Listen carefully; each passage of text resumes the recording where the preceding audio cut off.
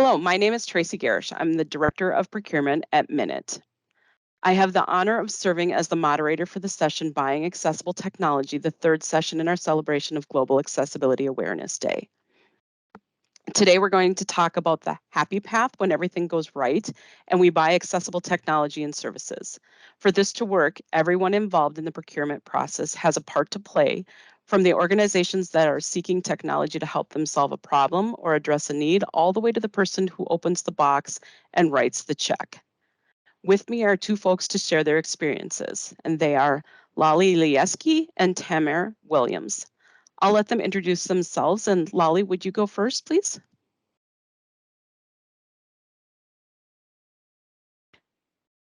Thank you, Tracy. This is Lolly Lieski. I'm the Digital Accessibility Coordinator at the Minnesota Department of Human Services. And now Tamara. Thank you. Good morning. I'm Tamara Williams, and I am a project manager at the Minnesota Department of Education.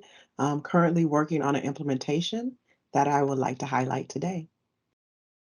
Thank you both for being here. I'm going to kick things off by outlining the general path we'd like to see happen from an IT procurement perspective, and then I'll turn it over to our speakers. So accessibility should be considered at the outset of any procurement, regardless of whether a solicitation is required. This doesn't mean just asking a vendor whether they agree to be compliant with accessibility standards. It's ensuring that the vendor and the state have a mutual understanding and agreement on how accessibility will work in the product you are purchasing. Staff seeking to buy technology should be engaging with accessibility experts to ensure what is being purchased is truly accounting for all accessibility needs. Accessibility components should be built into procurements in a very thoughtful manner. This is easier to do in RFPs, and I know one of our speakers will be covering this in more detail. I'd like to highlight one area this morning where you should be slightly cautious. Many products that we purchase can be purchased through the Department of Administration's participating addendums with resellers who hold NASPO contracts. Since the NASPO contracts required a solicitation by a lead state, there's no additional solicitation requirement to buy it through the reseller here in Minnesota. Often all you need is a quote for the product. Staff are often focused on obtaining the quote and securing the funding, but it's easy to forget about accessibility. Don't do that. Prior to the purchase is the perfect time to discuss accessibility with the vendor. And remember, you can negotiate on more than just the price. Ensuring accessibility standards are met to the state's satisfaction can be part of those negotiation conversations too.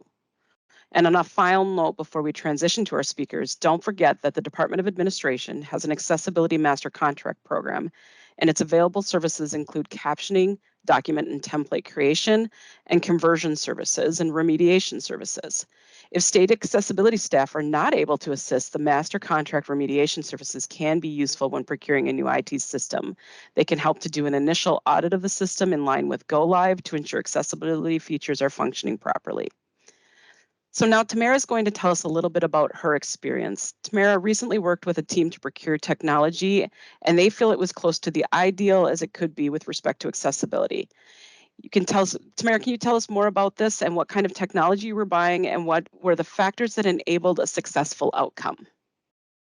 Great. Yes, I would love to talk about our journey and some of the things that we experienced and what we were intentional about in terms of making sure that we were going to end with a vendor that was going to be able to deliver on accessibility. Start with just talking about the fact that I was working or I am working on a project that started a couple of years ago. We started with the procurement process that kicked off with a feasibility study. And that feasibility study was very important to us identifying what needed to be a part of the final solution. And so if we can go to the next slide, is that okay? Or do you want me to? Um, okay, great. So the next slide here, I want to just talk through some of the lessons and some of the approaches that we took with making sure that accessibility was a forethought. And I like to think of it as the concept of built-in accessibility. Very familiar as a product manager of the concept of built-in quality. So everything that we do to get to the end product, we want to consider quality, This was a new concept for me in terms of a project manager, doing the same thing with accessibility. So everything, each step that we took in the process, we wanted to make sure that we were considering and giving room to make sure that the final solution was going to be accessible and available for use for all. And so, with just setting the framework that we use in terms of the procurement process, just want to highlight a few things in terms of those steps in that process, the feasibility study, the actual build of the RFP, and then the vendor evaluation and final selection, and then that contract development and negotiation. So I want to just focus in on those areas and talk about some of the activities and some of the intentionality that we use to really make sure that we were driving our chosen vendor and solution towards being an accessible product. So if you can go to the next slide, please. So the feasibility study, so this was where we started. We had to explore and try to determine what was some options for getting to our desired future state. And so we started with a application that had been in use for years and was becoming obsolete. And for the future state, we wanted a new application that would be accessible and have automated workflows to help make the work easier for all of those users of this new application. And so in that feasibility study, we worked really, really hard to identify vendors that not only had the capabilities that we needed for the solution in terms of functionality, but also had a solution that was accessible.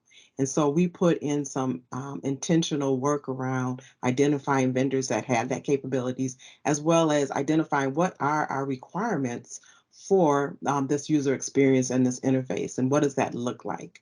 And so through that feasibility study, we were able to take those business needs and those key requirements and the technology solutions that were identified and really make sure that we were responding to that in the RFP. And so one of the key things I would just lift up in terms of this particular feasibility study phase is that we did leave that phase understanding that we wanted a solution that was intuitive to all users and easy to use for all users. Next slide, please. So then the next step was actually building the RFP and also understanding what we needed to make sure that we included in that RFP to really ensure that we had at the end an accessible product. And so one of the things that we set as the objective was a flexible, ease of access and use for all users, and a robust tool that enabled automated workflows, reporting and result-based accountability, and that allowed local educational agencies, special education programs to drive measurable and impactful student outcome improvements in the state of Minnesota. So that was our objective, and that objective that kind of flowed from our feasibility study is what we use to build out our proposal. And there were three areas in the proposal that we used to support our accessibility objective. And that was the architecture solution.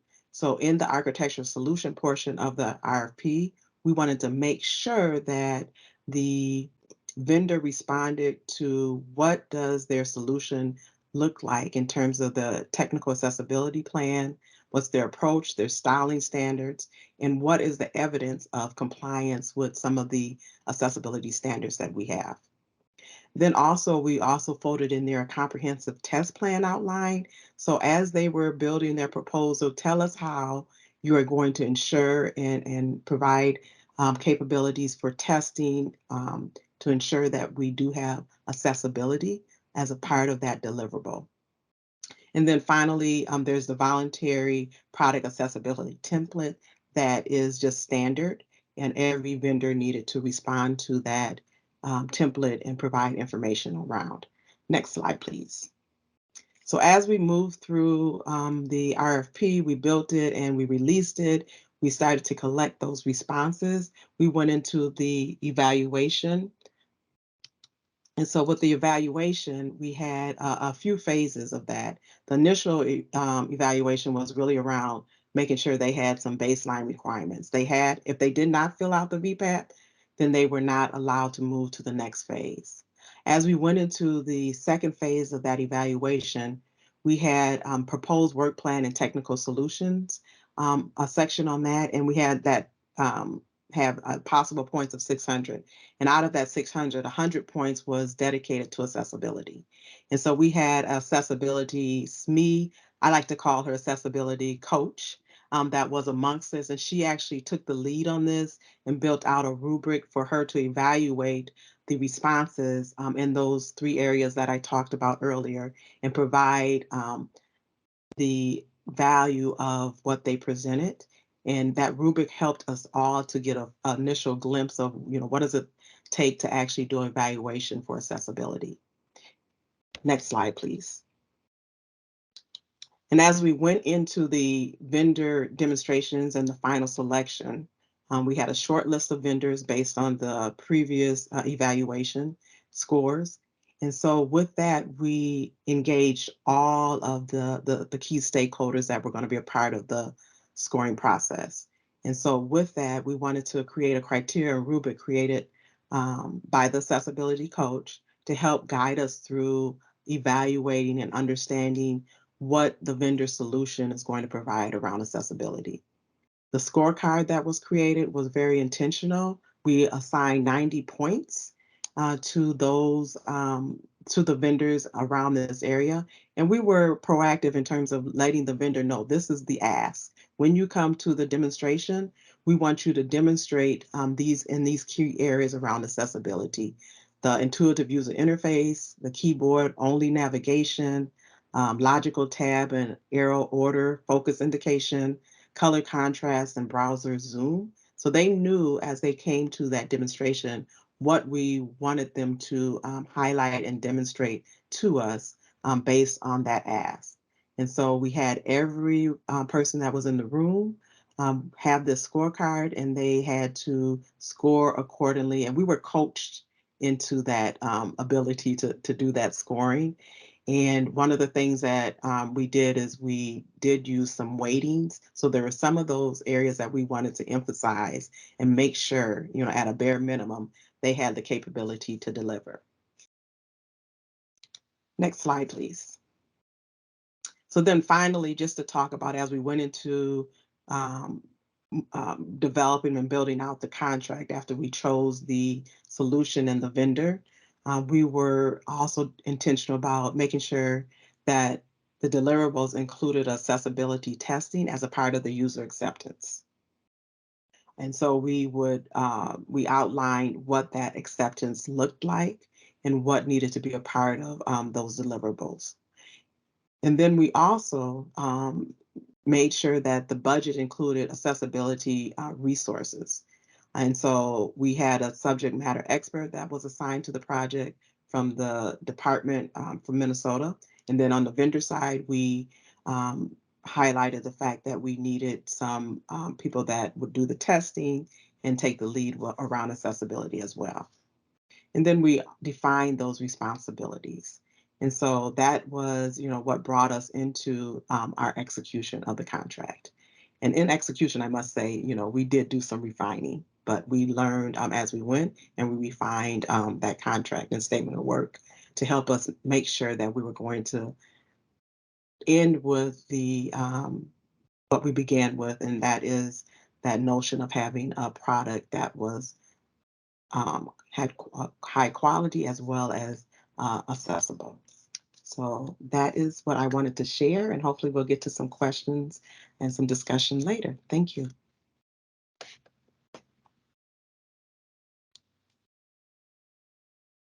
And now we'll turn it over to Lolly to share some thoughts.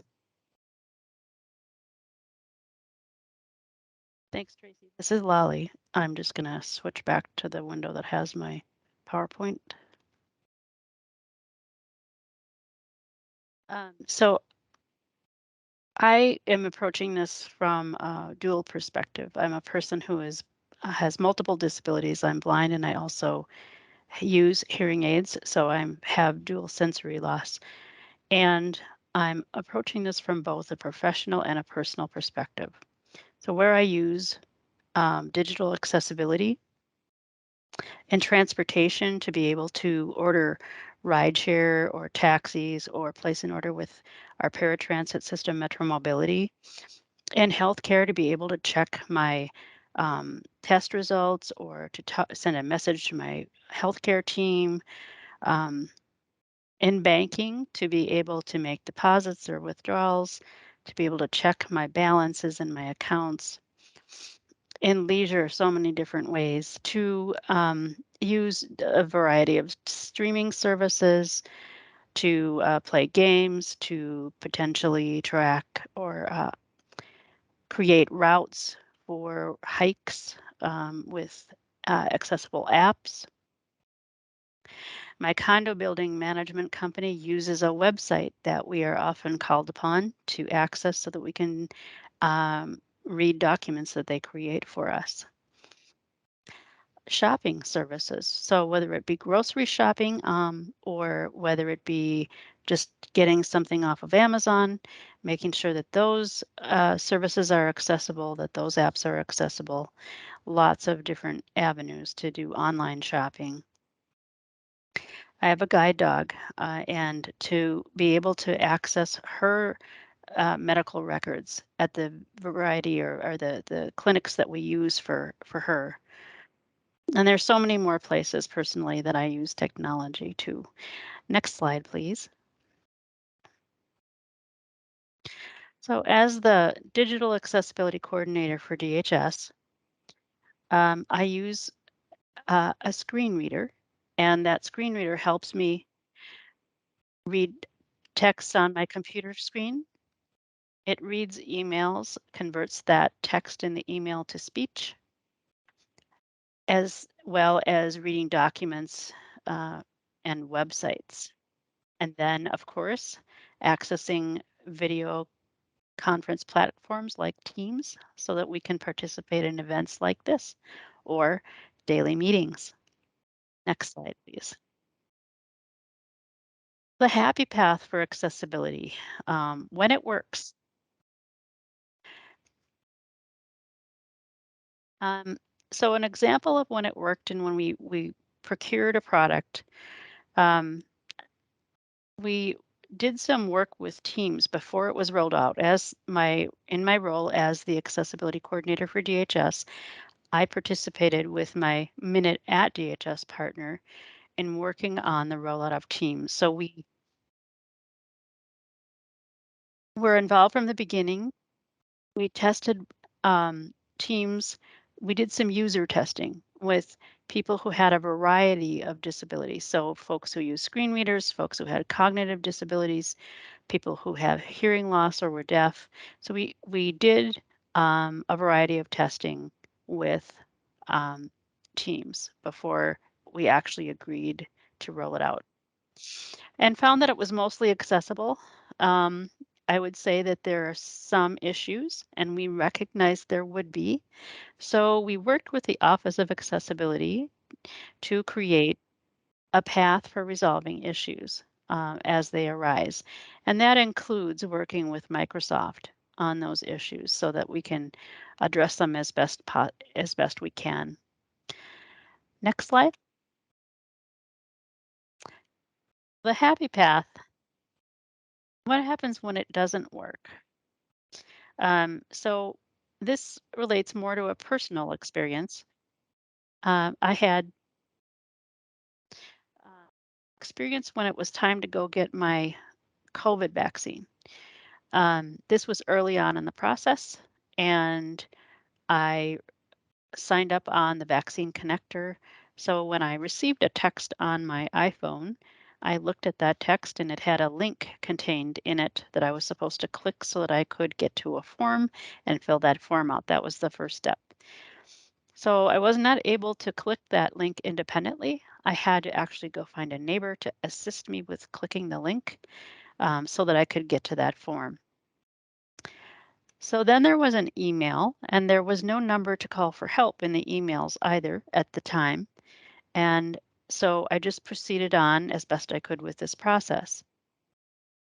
Once I got to the form, after my neighbor helped me click the link, I was able to fill the form out, but I wasn't able to sign it at the end. And so um, that was difficult because then I was thinking, am I going to be able to get this shot, which was important. It was also early on. And so this was when people were scrambling for appointments, to sometimes driving miles, hundreds of miles to get an appointment. So, and as I said before, there wasn't a number to call in the email. There was a number, but it wasn't listed in the email that I received. And it was a critical problem because this was a life-saving shot. And as someone who has some underlying conditions, it was important for me to be able to get that shot. So next slide, please. And this is when we talk about digital accessibility and when it works and when it doesn't. We can think about it in a couple ways. So what's the intent behind providing accessible technology? We want to include people. That's really what the goal is, to make sure that everybody can participate in whatever it might be. We want a product that works and gives people what they need. That's really the goal. That's the goal no matter whether it's accessible or not, accessibility we're talking about or not, but it's to give people that product. And when it doesn't work, what's the impact? The impact can be an inability to complete work or life tasks, as it was for me with the vaccine connector. Frustration, and as many of us know with disabilities, the frustration grows on a daily basis depending on how many accessibility challenges we face in that day. They can be mild to serious, and so it's really a scale, or it's a continuum. And then it results in ableism, which is the form of oppression, discrimination that people with disabilities face. So, really, the resulting um, impact of what happens when it doesn't work is around what happens to the person with the disability, what the condition is that inaccessible technology places them in. And ultimately, the final result is exclusion. So unfortunately, when something is inaccessible, people can be excluded. And it's people with all types of disabilities. So I happen to be a screen reader user, but it could be someone who is deaf or hard of hearing, or it could be someone with a cognitive disability or a mobility disability. So that's really what happens when technology doesn't work for us. And I'm going to stop there. I know that we have a question and answer period and that we're also running down on time. So we'll stop here and give folks a chance to ask questions. Absolutely. Lolly and Tamara, thank you so much for helping us celebrate Global Accessibility Awareness Day. Jay, I will call on you as you have asked next. Hi, this is Jay. So I have a question for Tamara. Tamara, you talked about the happy path of building for accessibility as you were going through. But what if you had 100 points out of 1,000 possible points for accessibility? So what if, based on cost and all the other requirements and stuff, no matter what, and maybe the market's not mature enough, that there's no one vendor that's totally accessible. So you want to negotiate accessibility with the contract. How do you do it so that you get a promise from them to continue to work toward the happy path after you hired the vendor into a way that you can make sure they deliver what they promise? Yes, that's a really, really good question. And I think, sometimes we want to think linear. I think that, our journey was not exactly linear. And as we executed the contract, there were some gaps. And so I think that, it was just acknowledging those gaps. And when we had that objective set, we knew that accessibility was going to be critical. And I think one of the key things is socializing that amongst your implementation team. So everyone sees accessibility as a critical piece. And I think that for us, we got to a point where we were about to go live with some functionality, and that functionality worked okay, but it was not accessible. And so, with some of those built-in requirements that we had around testing and accessibility, that kind of put a pause and helped us to kind of evaluate. So, how do we, do this better? And so, I think that that procurement process really laid the groundwork for us to be able to respond when we did not get to that happy path. And we had to, renegotiate and set some other things in place to help us figure out how to get to something that's more accessible. And so that kind of kicked off a whole trigger of activities and actions and some negotiations. So I think it was built in with, that testing and that user acceptance that helped us to go back and to restart when we needed to. Thank you both for your time today, and thanks to everyone who's attended the event. I'm not seeing any other questions in the Q&A section, and we are unfortunately at time, but please join us at 1 for the next session, Projects that Shift Left for Accessibility. This session will actually go into greater detail about the project Tamara discussed. Thank you, everyone.